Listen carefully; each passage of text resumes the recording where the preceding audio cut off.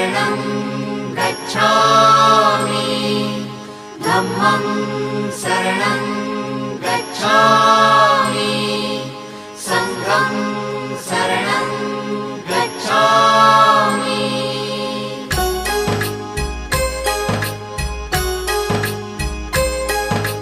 बुद्धं शरणं गच्छामि धम्मं शरणं गच्छामि संघं शरणं गच्छामि। त्याग मूर्ति तू शांत चित्त तू योग रूप संसारी दया प्रेम अन मानवतेचे प्रतीक तुझी ईश्वरी